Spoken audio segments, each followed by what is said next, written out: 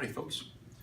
All right, here's what we're gonna do. We're gonna go over, we got this review sheet right here on optimization and rectilinear motion, and we're gonna do the part on rectilinear motion. All right, the question says, now this is not on the review sheet you have, this is just for this one, but follow along. Get a piece of paper out and follow along. The position of an object moving right and left along the x-axis is given by x of t. Okay, so the position of an object, x of t, is 1/5 t plus cosine of t for the interval, the time interval, 0 to 8. And I'm going to use although I don't necessarily need one, I'm going to use a graphing calculator to do this. Grab a graphing calculator, and you should grab a graphing calculator as you're following along. And the first thing I'm going to do is I'm going to enter the position function in y1. So I'm going to go 1/5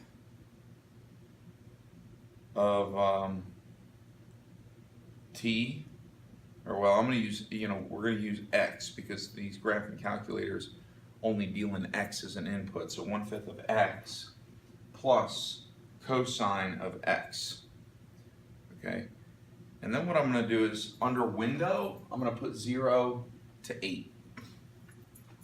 So I'm going to go hit the window button right here, window, and then under x min I'm going to put in 0, and under x max I'm going to put 8. And then I'm going to wait just a minute, and then I'm going to wait a minute to graph. So here's the thing, the very first, there's a space right here, and what I want you to write in there is I want you to draw a sign chart, a S-I-G-N, a sign chart for velocity and acceleration. Because a lot of the questions that are asked in rectilinear motion about the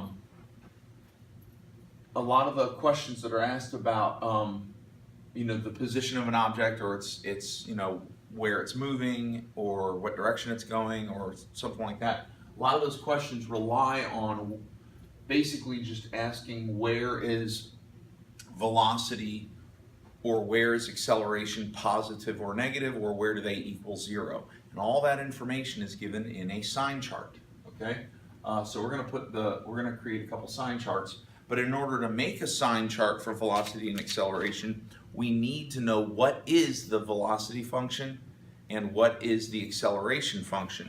And that's parts A and B here. Part A says, what is the object's velocity as a function of time? It's just asking for the velocity function.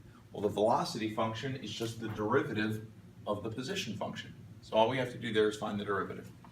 Then part B says, what is the object's acceleration as a function of time?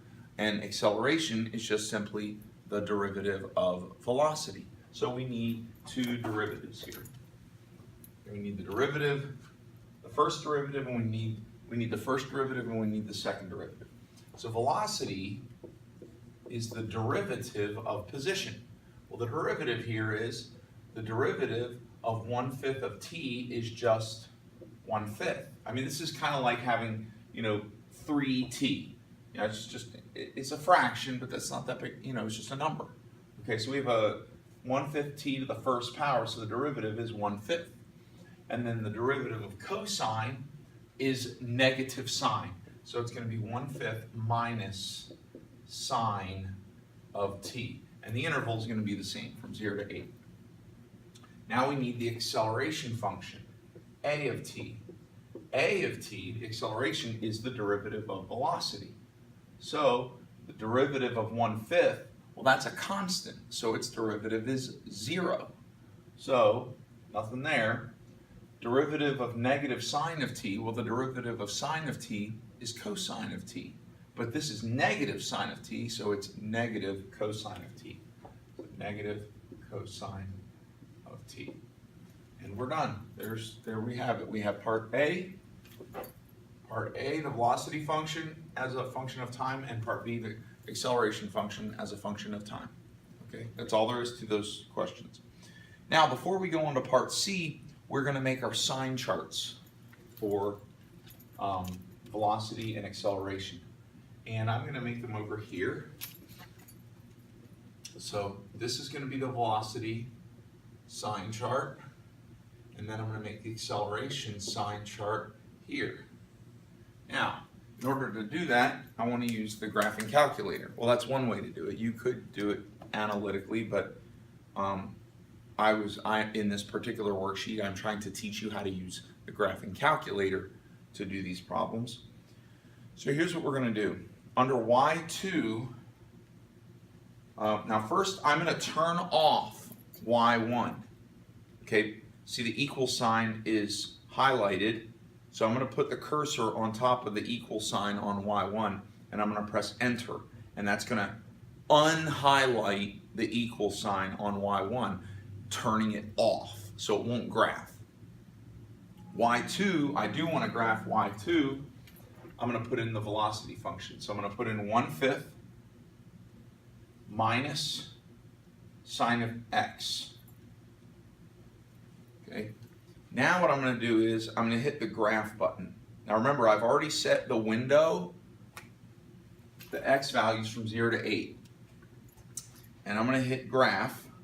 And now what it's going to show me is it's only going to show me the velocity function. And it's a little flat, but I think we can still work with it. We can see where the zeros are.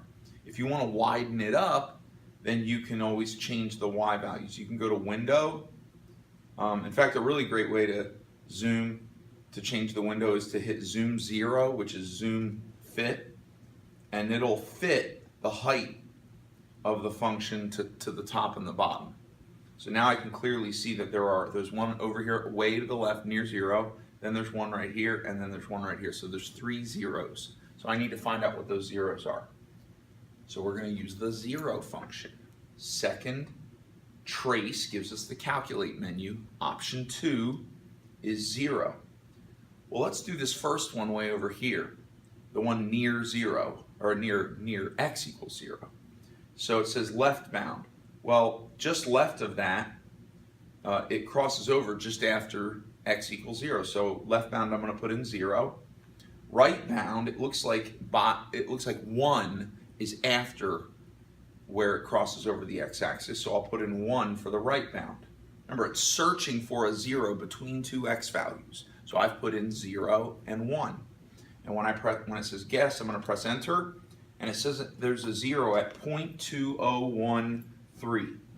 So up here, the end on here is going to represent 0. So I'm going to put a slash mark or a hash mark right about there. And I'm going to put 0.2013. And now I'm going to find the other 2 zeros the same way. Second, trace, option 2, left bound. Now this next one looks like it's between, let's see, there's 1, 2, it's between 2 and 4. Looks like it's near 3. So left bound, I'm going to put in 2, right bound, I'm going to put in 4, and then when it says guess, I'm just going to press enter. And it says that there's a 0 at 2.9402. So I'm going to put a hash mark right here, 2.9402. And then there's one more 0 over here, kind of between, looks like it's kind of between 6 and 7. So I'm going to press second, trace, option 2 for 0, left bound 6, right bound 7, guess, I'm just going to press enter, and it says there's a 0 at x equals 6.4845. So 6.4845. And then I want to put, using this graph, I can do one of two things. I can just look at the graph, or I can plug values into the velocity function. I need values, I need to plug in x values between the hash marks. So here between 0 and 0.2, here between 0.2 and 2.9, and then here between 2.9 and 6.4, and here between 6.4 and 8. I need to know whether the velocity is positive or negative. Now looking at the graph, I can see that the graph of velocity is above the x-axis, or above the t-axis really, from 0 to 0.2, so that means velocity is positive on that interval. Looking at the graph, velocity is below the t-axis from here to here. Below the t-axis means negative values, so that's going to be negative. Then from 2.9 up to 6.4, velocity is positive, and then from 6.4 up to 8, velocity is negative. And I'm done with my sign chart for velocity. Now I'm going to do the same thing for acceleration. I'm going to press y equals. I'm going to turn off y2, because y2 has its equal sign highlighted. So I'm going to go on top of the equal sign, move the cursor, and press enter. And it'll make it so that y2, the equal sign, is not highlighted, it's turned off. So now under y3, I'm going to type in the acceleration function, which is negative cosine of t. So negative cosine of x, and then I'm going to hit graph. And it's going to graph, it looks like it gives me something. This one has 3 zeros also. Okay, one's kind of between 1 and 2. One of them's kind of between, say, 3, 4, between 4 and 5. And one of them's kind of between, looks like between 7 and 8. So for the acceleration sign chart, I'm going to find all 3 zeros. So I'm going to press second, trace, option 2, left bound. This first one looks like it's between 1 and 2. So left bound is 1, enter. Right bound is 2, enter. Guess, I'm just going to press enter, and it says there's a 0 at 1.5707. Okay, so that's right about here. And I want to line it up with the velocity sign chart. Kind of, 1.5 is kind of is between these two. So 1.5707. Now, some of you may or may not know this, but 1.5707963, that's basically, that's pi over 2. Which makes sense because cosine of pi over 2 is 0. See how you could do this analytically if you wanted to. So now we're going to find the next 0. It's somewhere between 1, 2, 3, 4, between 4 and 5. So we're going to press second, trace, option 2, left bound 4, right bound 5, guess, we're just going to press enter, and it says there's a 0 at 4.7123. It's right about here, 4.7123. And then when there's one more 0 between 7 and 8. So we're going to press second, trace, option 2, left bound 7, right bound 8, guess, we're just going to press enter, and it says there's a 0 at 7.8539. 7.8539. And now we just need to know whether the graph is above or below the t-axis on each of these intervals. Well, at first, on this interval up here, if you look at the graph, acceleration is coming from the bottom. So that means acceleration is below the t-axis. So that's negative. Between these two zeros, acceleration is above the t-axis, and so that's positive. From 4.7 to 7.8, we can see that the graph of acceleration is below the t-axis, so that's minus. And then you can just barely see on the end that acceleration goes above the t-axis for this little portion here, so that's positive. So now we have a sign chart for velocity and for acceleration. So that would go, you would draw those sign charts right in here. We've already answered A and B, so let's go on to C. What is the object's initial position? Initial means just plug 0. That means at time 0. So all we have to do is plug 0 into the position function here. So if we grab our calculator, okay, and we can say, so we want to know, so part C says, what is initial position? Well, that means x of 0. and plug 0 in here. So we're going to do 1/5 times 0. So 1/5 times 0 plus cosine of 0. And then we're going to press enter, and it says the answer is 1, which you could do analytically also. So I'm going to put x of 0 equals 1. I'm done with C. Part D says, what is the object's initial velocity? Well, for initial velocity, that's v of 0. We're going to plug 0 into velocity. And that's going to be 1/5 minus sine of 0. Okay, so 1/5 minus sine of 0. And it should be 1/5 because, or 0.2, because sine of 0 is 0. And sure enough, 0.2 or 1/5. So you can either put 1/5 or 0.2. Okay, your calculator says 0.2. All right, and then lastly, part E says, what is the object's initial acceleration? Well, initial acceleration means plug 0 into acceleration. So we're going to put a 0 in here. Well, cosine of 0 is 1. And negative cosine of 0 would then be -1. But if you're not sure, then key it in. Negative cosine of 0, enter, sure enough, -1. And we're done with E. So for C, D, and E, you just take your three functions and you just plug in 0 for the initial value. Part F says, at what times t is the object at rest? So F is asking the question, at rest. Well, at rest just is asking for the zeros of velocity. That's what at rest means. It means when velocity is equal to 0. It's not moving. The velocity is 0. And guess what? The zeros of the velocity, those are on the sign chart. We already found them. There's 3 of them. 1, 2, 3. Those are the answers. So, the object is at rest at time 0.2013. That one.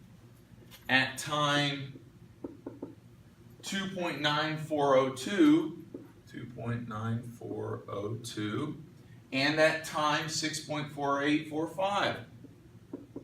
6.4845. So, the zeros of velocity from the velocity sign chart, those are the answers to part F. See why you make the sign chart and it answers some of the questions for you? Part G, what is the position of the object each time it changes direction? Okay. Changes direction. Well, the sign of velocity is the direction of the object. So, when velocity is positive, the object is moving in a positive direction. When velocity is negative, the object is moving in a negative direction.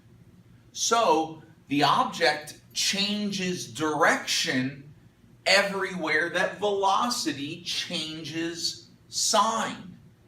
And where does velocity change sign? At its zeros. At 0.2013, velocity goes from positive to negative.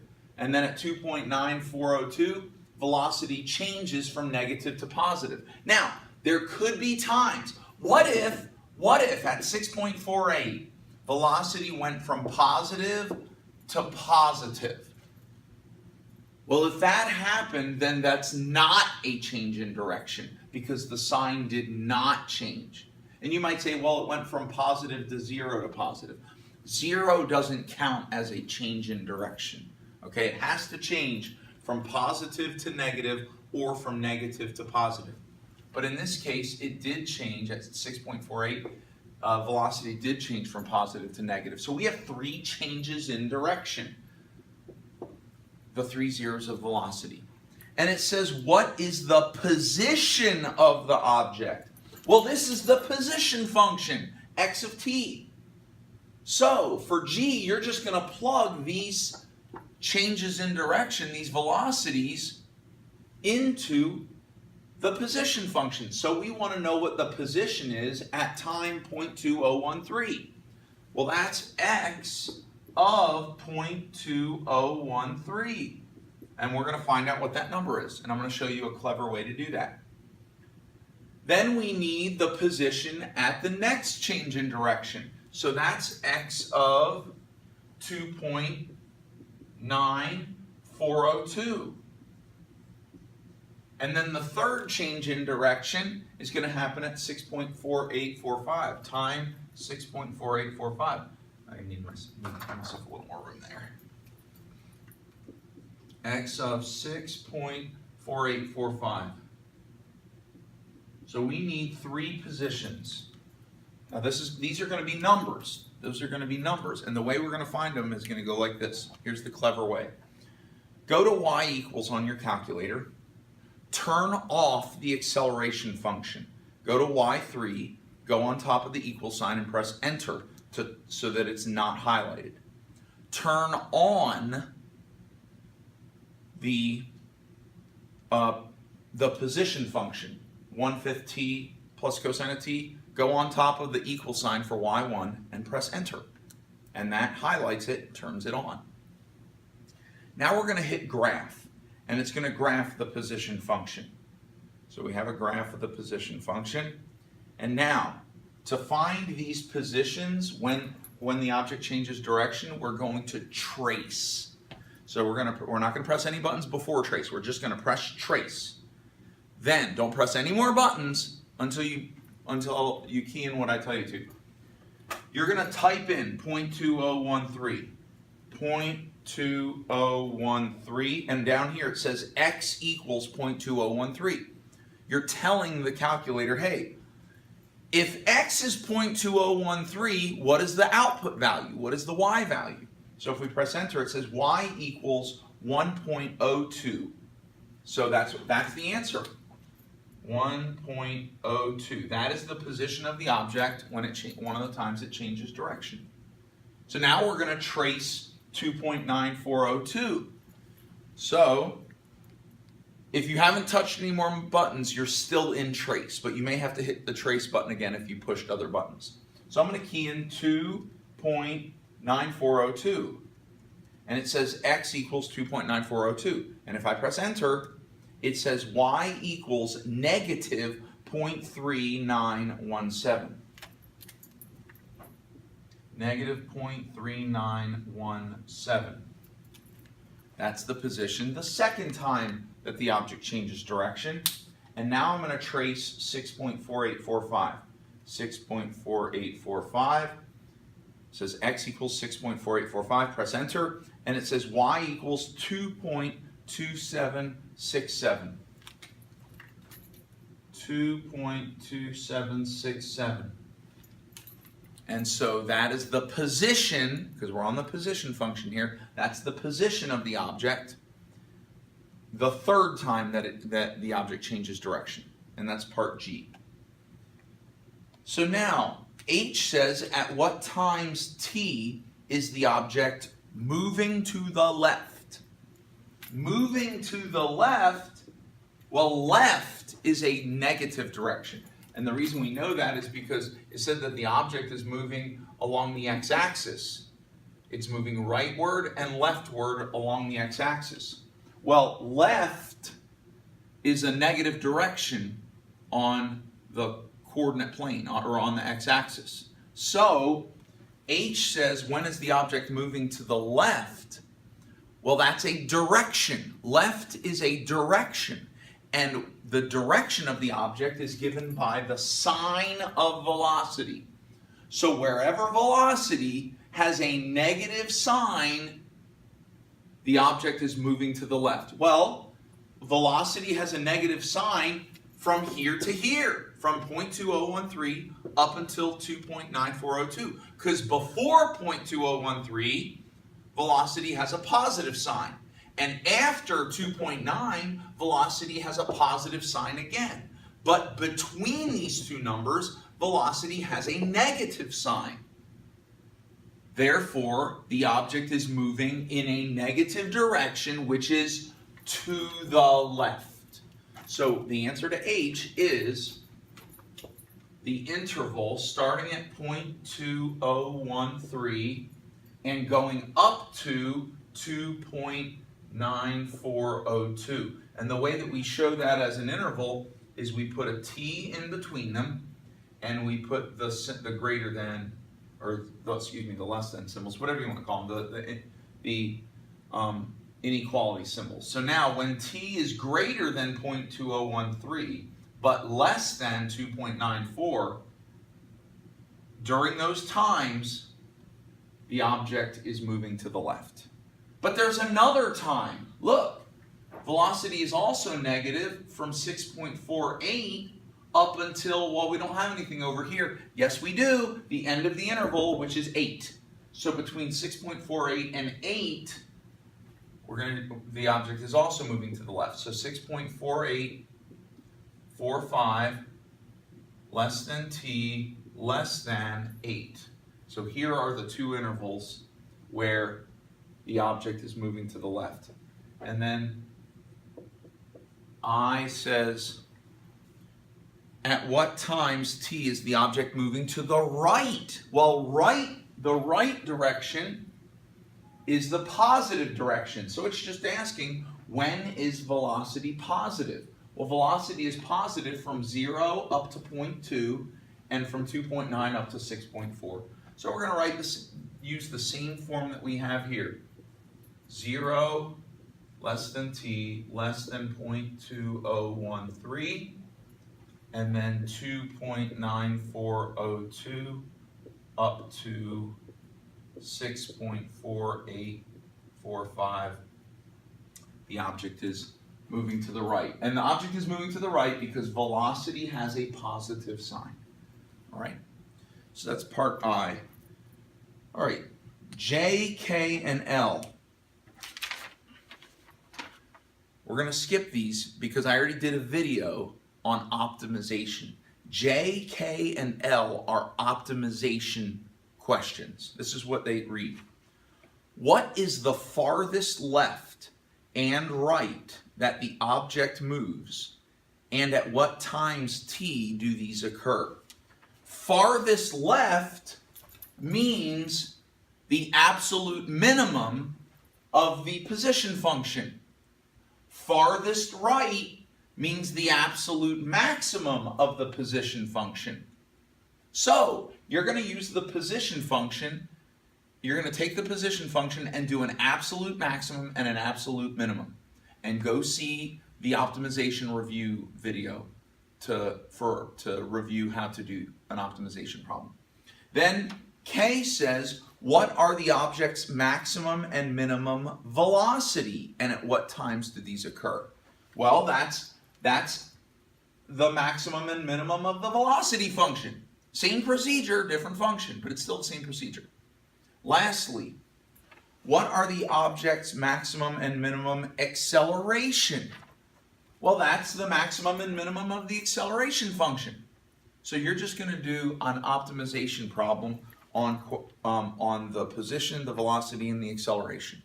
Okay? So now let's go. We only have M and N remaining. I'm going to erase some of these things. I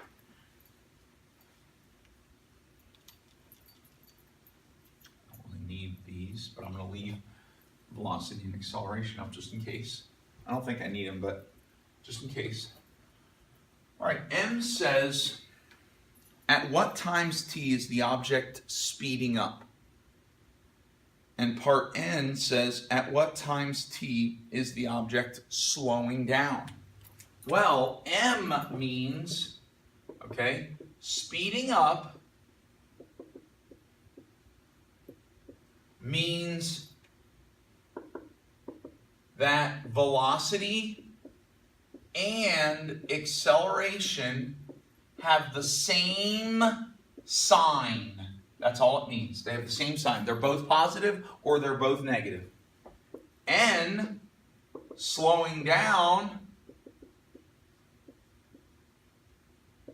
means that velocity and acceleration have different signs.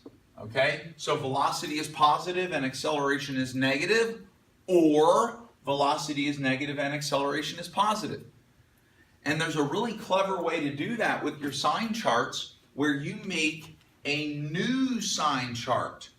Okay? You're gonna cross over the acceleration and the velocity sign chart. And the way you're gonna do that is you are gonna bring down all of the zeros from both charts. So first we're gonna bring down the leftward one, 2.013, or excuse me, 0.2013. Then we're gonna bring down this one here from acceleration, 1.5707. Then we're going to bring down this one from velocity, which is 2.9402. Then we're going to bring down this one from acceleration, 4.7123. Then we're going to bring down this one from velocity, 6.4845. And then we're going to bring this one down from acceleration, 7.8539. Okay? So we've brought down all zeros from both sign charts.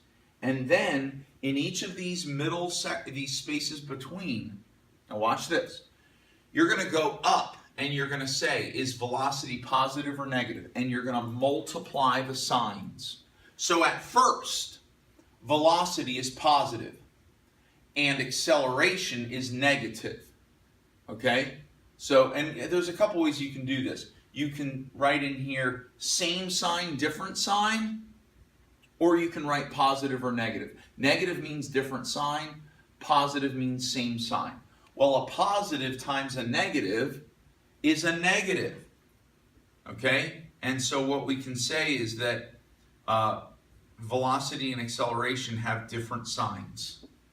Then from 2.03 to 1.57, velocity has become negative and acceleration is still negative. And a negative times a negative is a positive. Or you can just write in same for same signs. Then from 1.57 to 2.94, velocity is still negative, but acceleration has become positive. Well, that's a negative times a positive is a negative. Or we can say that they have different signs. From 2.9 to 4.7, velocity is positive and acceleration is also positive. So a positive times a positive is a positive, or you can say that they have the same sign. Only a few more here. 4.7 up to 6.4, velocity is positive, acceleration is negative.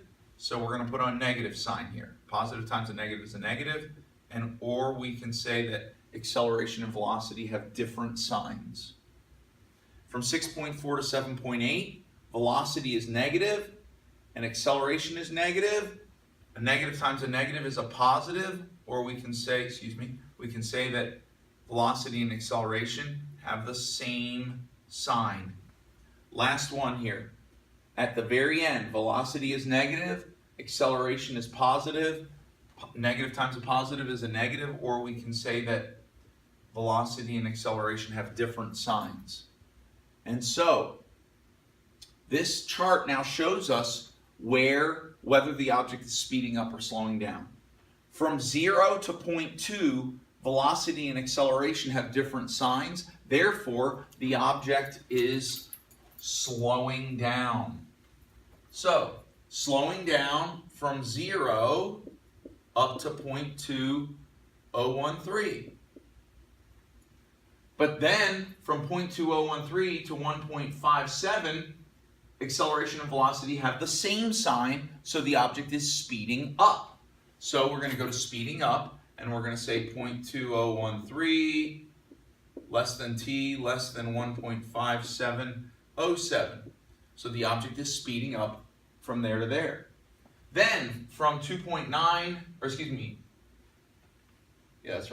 Then from 1.5707 up to 2.9402, they have different, velocity and acceleration have different signs, so the object is slowing down. So 1.5707 less than t less than 2.9402. Okay? Then in the next interval, 2.9 up to 4.7, they have the same sign, so the object is speeding up. And this is what objects do in real life. They speed up, then they slow down. Then they speed up, then they slow down. Sorry, you couldn't see that on the camera, but that's what objects do. I mean, think about it on the road. You speed up, then you slow down. You come to a stoplight. And then you speed up, and then you slow down, and you come to a stop sign. Or you speed up, and you slow down because the car in front of you is stopping, and they're going to turn. That's what objects do. They speed up, then they slow down. So, speeding up from 2.9402 up to 4.7, because the signs are the same. 2.9402 less than t less than 4.7123. 7123. Now I'm not going to write the last three out, but you would write them out. You then, under slowing down, you would put 4.7123 up to 6.4845. Then speeding up from 6.48 to 7.85. Then lastly, slowing down from 7.8539 up to 8 because the signs of velocity and acceleration are different. And that's all. You have to do the front and you have to do the back, both of these, and that's how you do the whole review sheet. There's more to rectilinear motion, but that's all I have for you for this review sheet. Okay? All right, thanks. Good luck.